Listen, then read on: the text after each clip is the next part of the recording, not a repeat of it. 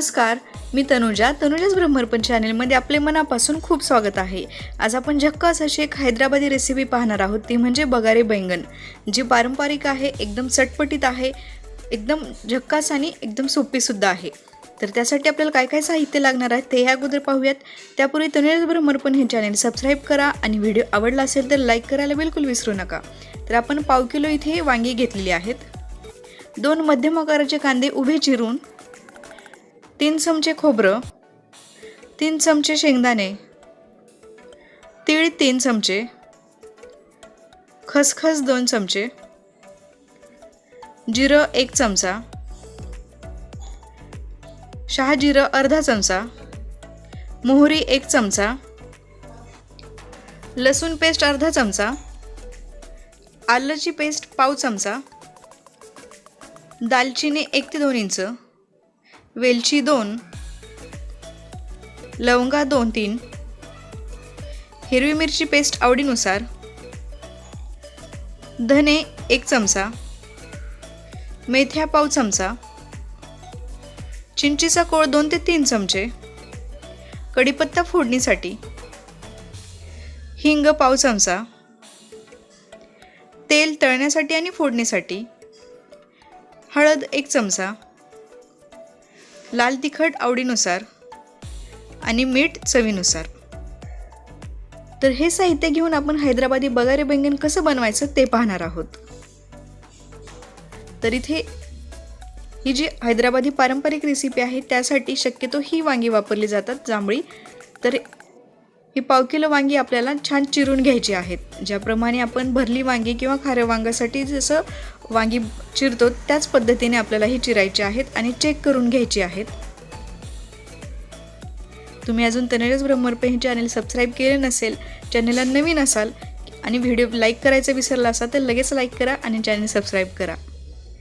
तर अशाच पद्धतीने सर्व वांगी जी आहेत ते आपण इथे चिरून घेतलेली आहेत। आता ही वांगी अशी चिरल्यानंतर आपल्याला ती छान तेलामध्ये तळून घ्यायची आहेत। आपल्या महाराष्ट्रीयन भरले वांग्यासारखीच ही रेसिपी आहे, फक्त थोडीशी याच्यामध्ये काही साहित्य आपण जे घेतलेलं आहे ते याच्यामध्ये वापरलं जातं, जसं की चिंच वगैरे असो। आणि ही जी रेसिपी आहे ती तळून याच्यामध्ये वांगी घेतली जातात, ज्यामुळे ही छान तेलकट होते। जर तुम्हाला जास्त तेलकट रेसिपी नको असेल, ही भाजी जास्त तेलकट नको असेल तर तुम्ही थोडंसं जास्त तेल घेऊन तुम्ही त्याच्यामध्ये हिंग आणि मोहरीची फोडणी देऊन अगोदर वांगे परतून घेऊन नंतर आपण पुढील रेसिपीसाठी पुढील कृतीसाठी वापरू शकतो। पण इथे तळून घेतलेली आहे, ही जी त्याची मूळ पद्धत आहे आणि याची चवसुद्धा खूप छान होते। तर वांगी अशी छान फुलली आहेत आणि त्याच्या जे फोडी आहेत त्या पण मोकळ्या झालेल्या आहेत, म्हणजे वांगी छान तळून झालेली आहेत। आता आपण इथे टिश्यू पेपरवर निथळण्यासाठी तेल काढून ठेवणार आहोत। त्यानंतर आपल्याला वाटण बनवायचं आहे, तर त्यासाठी आपण इथे शेंगदाणे आणि इतर जे सर्व साहित्य आहे ते आपल्याला भाजून घ्यायचं आहे। जेव्हा केव्हा आपण वाटण्यासाठी किंवा कुठल्याही भाजीसाठी किंवा केव्हाही जे काही साहित्य जे पदार्थ भाजत असतो तर जास्त वेळ ज्या साहित्याला लागेल ते साहित्य आपण अगोदर भाजतो। तर इथे शेंगदाणे, खोबरं आणि खडे मसाल्यामध्ये इथे आपण वेलची, दालचिनी आणि लवंगा घेतलेल्या आहेत। त्यानंतर आपण याच्यामध्ये धने आणि जिरे, शहाजिरे हे घालणार आहोत।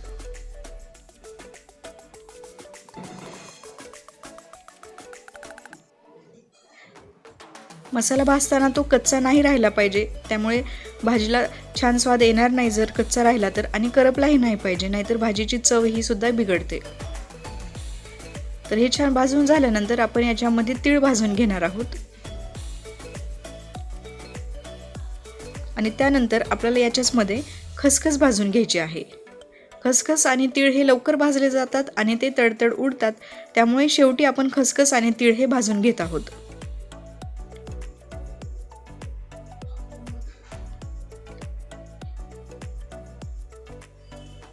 हे छान भाजून झाल्यानंतर आपल्याला हे सर्व साहित्य थंड करून घ्यायचं आहे।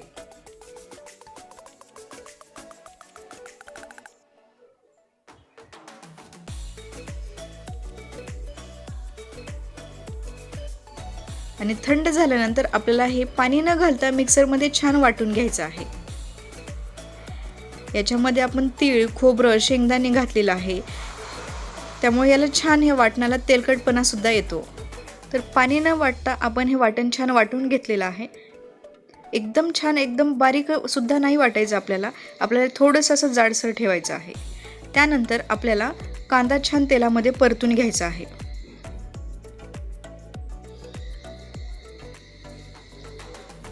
इथे मी 2 मध्यम आकाराचे कांदे हे उभे चिरून घेऊन ते आपण छान परतणार आहोत. तर कांदा लवकर कॅरमलाइज होण्यासाठी, लवकर ट्रान्सपरंट होण्यासाठी त्याच्यामध्ये आपण थोडंसं मीठ घालतो. कांदा छान असं मऊ झाल्यानंतर आपल्याला तो छान बारीक वाटून घ्यायचा आहे. कांदा वाटताना सुद्धा याच्यामध्ये आपल्याला पाणी घालायचं नाहीये.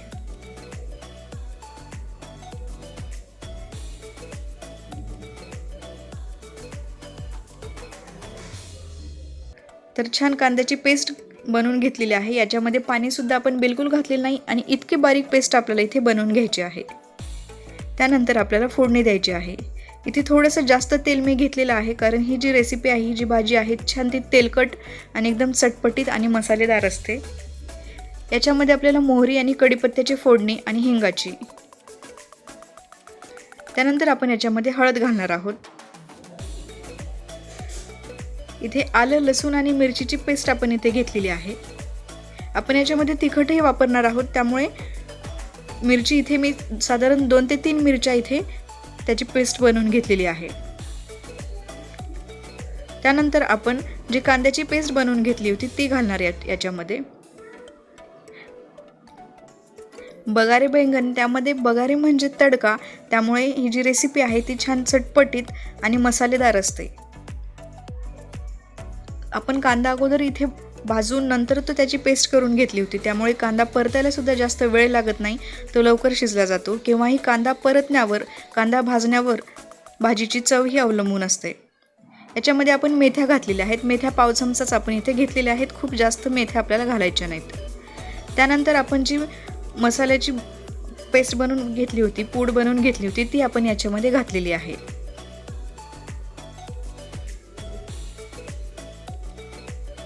आणि याच्यामध्ये आपल्याला वाटण छान मिक्स होण्यासाठी आणि छान ते भाजण्यासाठी थोडंसं पाणी आपल्याला हे घालायचं आहे, जेणेकरून सर्व जो आहे तो छान एकजीव होतो आणि भाजीला चवसुद्धा खूप छान येते.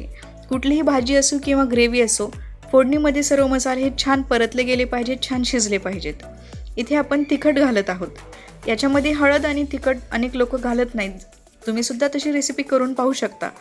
आणि इथे मी काश्मीरी तिखट घेतलेलं आहे, त्यामुळे भाजीला रंगसुद्धा खूप छान येतो.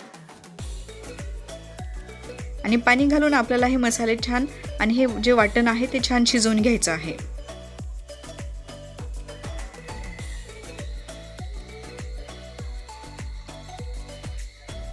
त्यानंतर आपण याच्यामध्ये गरजेनुसार पाणी घालणार आहोत. ही जी वांग्याची भाजी आहे ती हैदराबादमध्ये शक्यतो बिर्याणीसोबत साईड डिश म्हणून खाल्ली जाते, त्यामुळे तुम्ही याची कन्सिस्टन्सी तुमच्या आवडीनुसार कमी जास्त ठेवू शकता. ही जी भाजी आहे ती थोडी दाटसर आणि घट्ट असते. याच्यामध्ये आपल्याला चवीनुसार मीठ घालायचं आहे. आणि आपण जे वांगे तळून घेतलेले आहेत ते वांगे आपल्याला याच्यामध्ये घालायचे आहेत.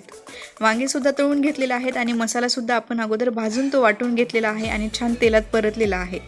त्यामुळे खूप जास्त आता शिजवायची ह्याला गरज नाही. 1 ते 1.5 मिनिटामध्ये आपल्याला हे फक्त शिजवायचं आहे, वाफवून घ्यायचे आहे, जेणेकरून सर्व मसाल्यांचा स्वाद हे वांग्यामध्ये उतरेल. इतकेच आपल्याला हे वांगे आता शिजवायचे आहेत. तुम्हाला व्हिडिओबद्दल काय वाटतं ते कमेंट्समध्ये नक्की शेअर करा. इथे चिंचेचा कोळ घेतलेला आहे. चिंचेचा कोळ 1 ते 2 चमचे चिंचेचा कोळ घेतलेला आहे.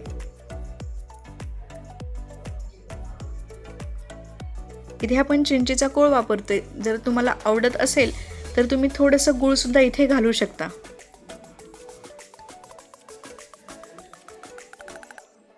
एकदम छान चटपटीत मसालेदार आणि एकदम झक्कास अशी ही भाजी तयार होते. नक्की करून पहा, मला खात्री आहे तुम्हाला खूप आवडेल. रंगसुद्धा अगदी सुरेख आलेला आहे आणि कन्सिस्टन्सीसुद्धा एकदम जबरदस्त झालेली आहे. तर ही वांग्याची भाजी आता खाण्यासाठी तयार झालेली आहे. तर एकदम झक्कास, जबरदस्त, एकदम चटपटीत आणि मसालेदार ही भाजी आपण जिरा भातासोबत खाऊ शकतो, बिर्याणीसोबत, पुलावसोबत, भाकरीसोबत, चपातीसोबत एकदम उत्तम लागते ही भाजी. नक्की करून पहा आणि कशी झाली ते कळवा. दिसायला जितकी सुरेख दिसत आहे, चवीला सुद्धा तितकीच छान ही भाजी झालेली आहे आणि स्वाद सुद्धा तितकाच छान येत आहे. याच्यावर आवडीनुसार कोथिंबीर पेरली की ही भाजी खाण्यासाठी तयार. आता पाहूया स्वयंपाकासाठी उपयुक्त टिप. भेंडीच्या काचऱ्या करायच्या असतील तर भेंडीवर थोडासा लिंबूरस लावावा. इथे जे छान छान बॉक्सेस दिलेले आहेत तेही क्लिक करा आणि अशा छान रेसिपीज पाहत राहा. रेसिपीज बनवा, रेसिपीज शेअर करा आणि तसेच आपले व्हिडिओ आणि आपलं चॅनलसुद्धा तुमच्या मित्रमैत्रीण नातेवाईकांना सोशल मीडियावर शेअर करा. वेळात वेळ काढून तुम्ही माझा हा व्हिडिओ पाहिलात त्याबद्दल खूप धन्यवाद. पुन्हा भेटूयात अशाच एका छान रेसिपीसोबत आणि एका नवीन टिप्स.